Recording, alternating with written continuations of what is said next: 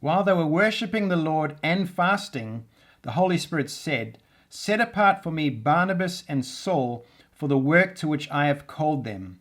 Then, after fasting and praying, they laid their hands on them and sent them off.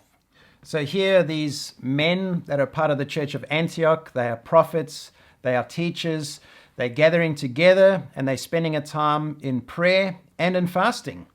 And so here you can see that the church actually practiced fasting in the Bible. There's a lot of people that have a problem with fasting, but actually I believe fasting is a new covenant thing, and it's totally okay to fast. The reason why people have a problem with fasting in the new covenant is because they misunderstand it and they see it through an old covenant lens. Fasting in the old covenant was a part of the law, and it was a part of earning your righteousness, trying to do things in order to get God to bless you. And that's not fasting in the new covenant at all. Fasting in the new covenant is not about trying to twist God's arm to get him to bless you. In fact, fasting in the new covenant is not about God, it's about you. It's actually about you getting control over your flesh and over your mind and actually sensitizing yourself to the Spirit. So you can actually be led by the Spirit, and so you can hear the voice of the Holy Spirit. And obviously, these leaders were gathering together. They were wanting to hear from God. Perhaps they sensed God was wanting to speak to them, do something in the church. And so they went into a time of prayer and fasting. And in this time, they heard the Holy Spirit. The Holy Spirit said, "Set apart Saul and Barnabas for the work that I've called them." And we see again, after fasting and praying, they laid their hands on them and sent them out into the work.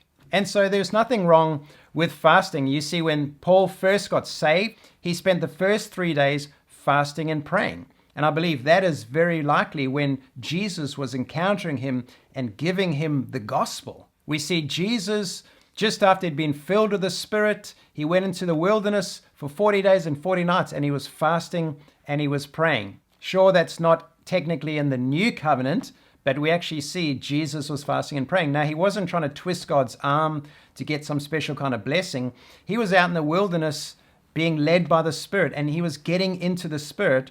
And the Bible actually says he went into the wilderness full of the Spirit. He came out in the power of the Spirit. And there was something about fasting and spending time with God, becoming sensitive to the Spirit, that actually moved him from being just full of the Spirit to actually being in the power of the Spirit. And there are a lot of believers who might be full of the Spirit, but they don't actually move in the power of the Spirit.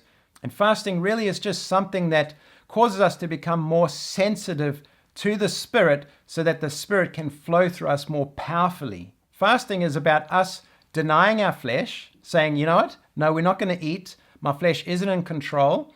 My Spirit is deciding to lead me and be in control. So I'm saying to my flesh, for a little while, you lie down, you're not going to be in control. And this isn't a hunger strike, trying to starve ourselves to get God to do something.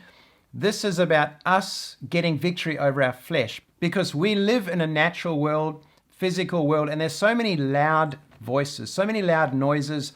Our flesh is one of those loud noises. Our mind is one of those loud noises. And sometimes it's really hard to hear God, to hear the voice of the Spirit amongst all that noise.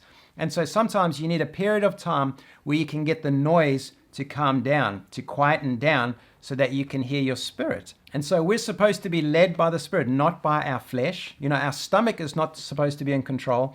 And our fears and our emotions and worldly patterns of thinking are not supposed to lead us and control us. We're actually supposed to offer our body as a living sacrifice and be transformed by the renewing of our mind so that we will know the perfect and acceptable will of God. And our spirit knows the will of God and wants to walk with God, but it's our body and our mind that so often gets in the way, because the mind and the body are so engaged in the physical, natural world.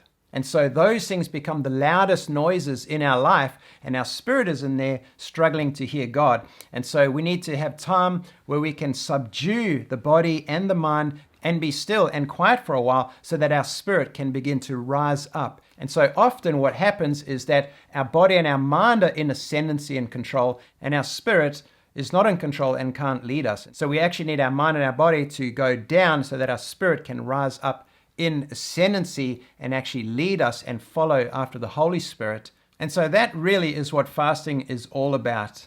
And it's in this place where they were sensitive to the Spirit that the Holy Spirit spoke and said, set apart Paul and Barnabas for the work I've called them to. And so that fasting and praying was a good thing.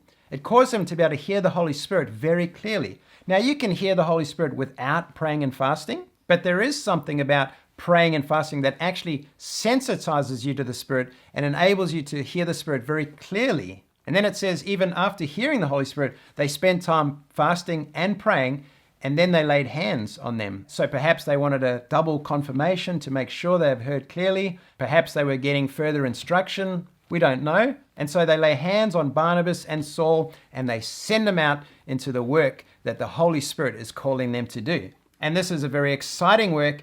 This is them being led by the Spirit to take the gospel to the Gentiles. Thank God for the Bible. I love the Word. I love the Bible. But you need the Holy Spirit to make the Bible come alive. He's a spirit of revelation. He's the spirit of truth. He's the one who enlightens our heart and opens our heart to see.